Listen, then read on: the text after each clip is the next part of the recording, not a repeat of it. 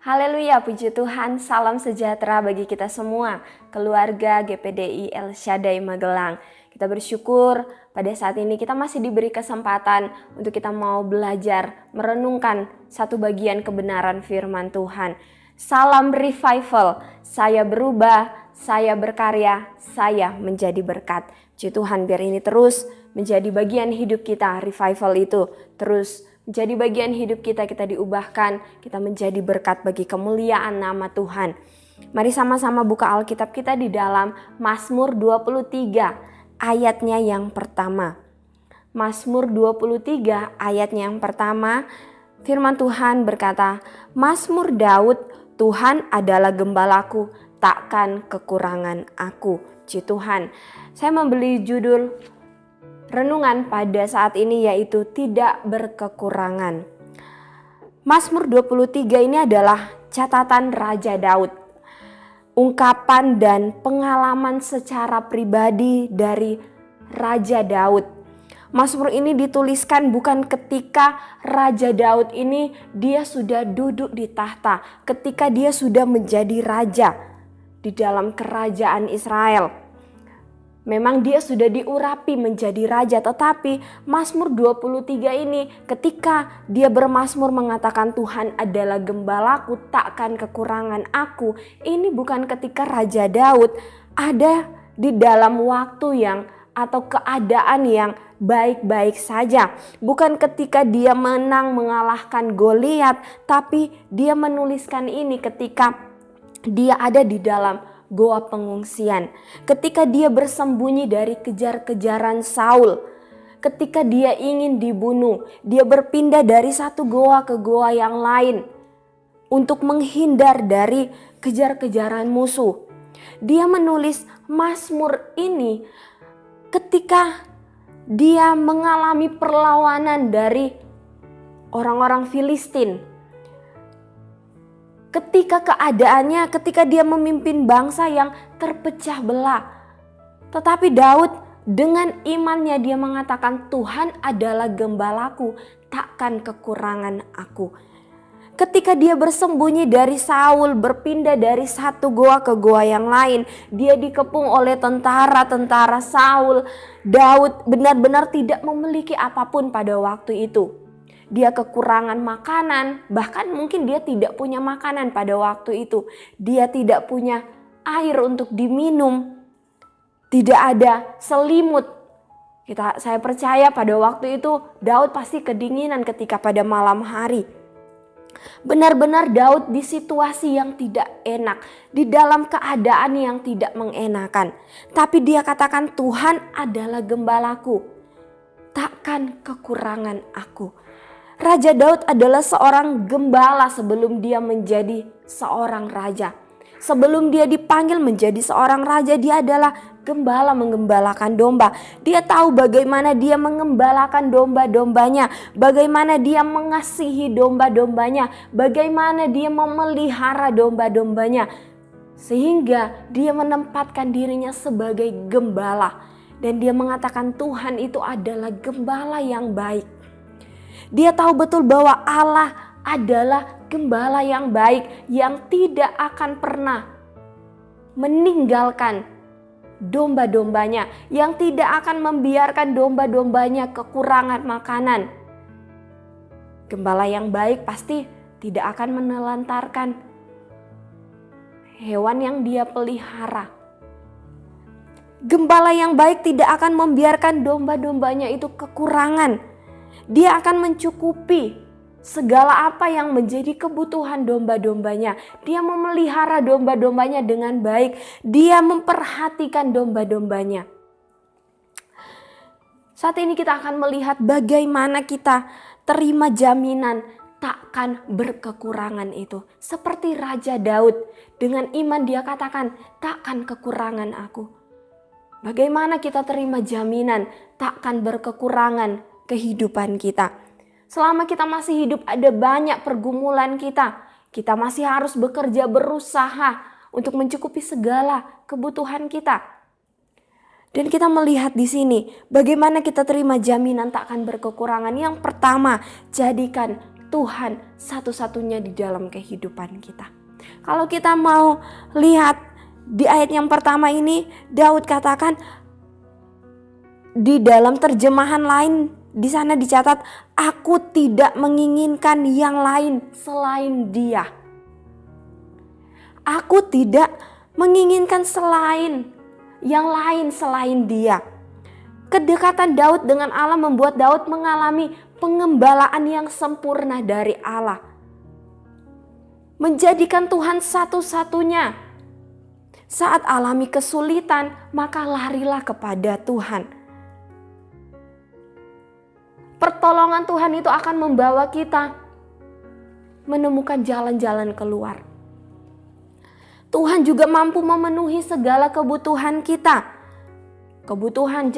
Kebutuhan manusia, jasmani, rohani, kebutuhan jiwa. Ketika kita menjadikan Tuhan satu-satunya, Dia yang akan mencukupkan segala kebutuhan kita.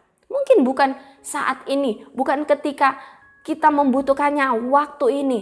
Tetapi satu jaminan itu pasti ketika kita mengandalkan Tuhan. Ketika kita menjadikan Dia satu-satunya di dalam kehidupan kita. Dia tahu waktu yang tepat. Dia tahu apa yang menjadi kebutuhan kita, bukan keinginan kita. Dia mampu memenuhi kebutuhan kita, kebutuhan jasmani kita. Makan, minum, kesehatan kita. Itu adalah satu berkat, ya, satu kebutuhan kita. Kebutuhan rohani, kebutuhan kita akan firman Tuhan. Sehingga kita mampu menjalani kehidupan kita dengan baik, dengan benar.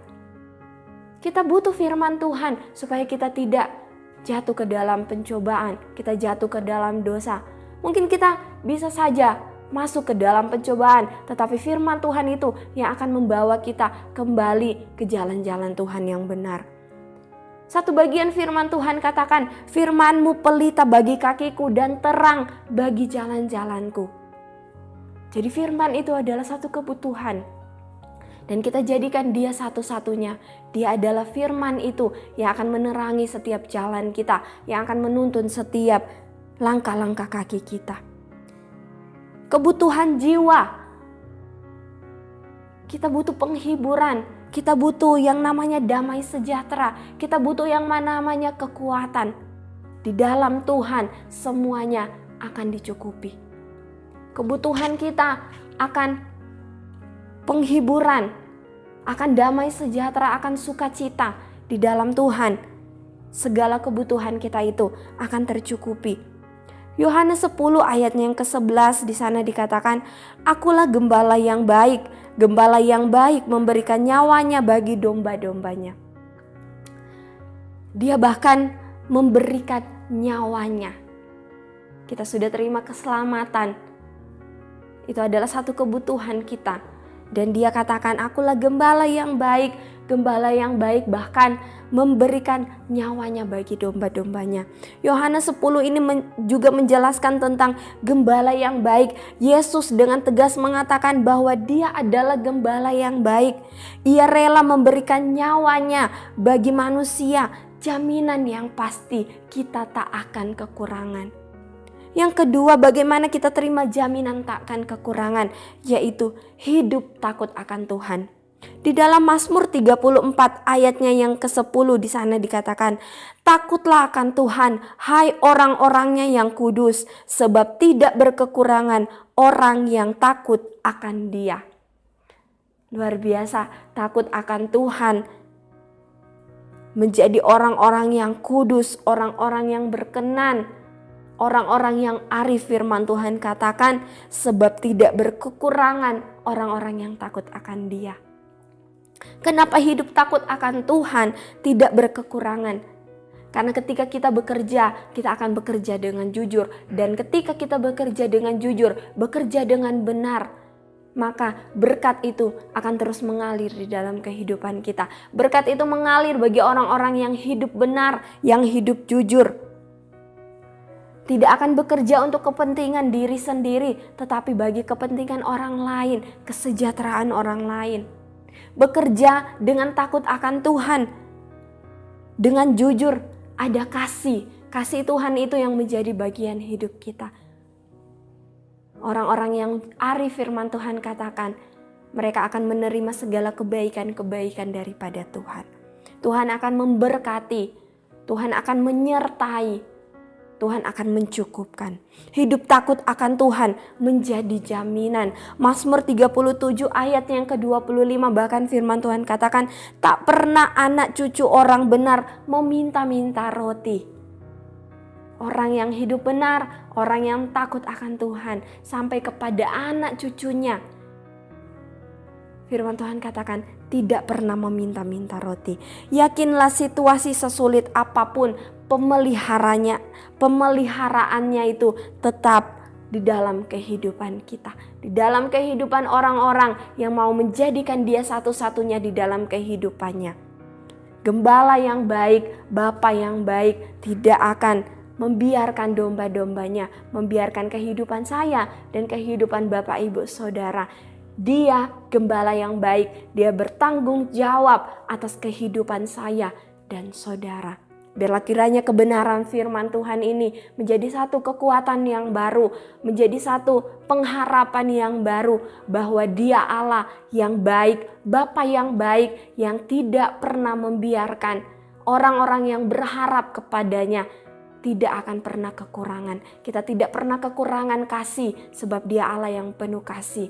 Kita tidak pernah kekurangan penghiburan sebab Dia akan menghibur kehidupan kita. Apapun yang menjadi kebutuhan kita, kebutuhan jasmani, rohani, kebutuhan jiwa kita, Dia pasti akan mencukupkan. Asal kita percaya, yakin dengan iman. Puji Tuhan.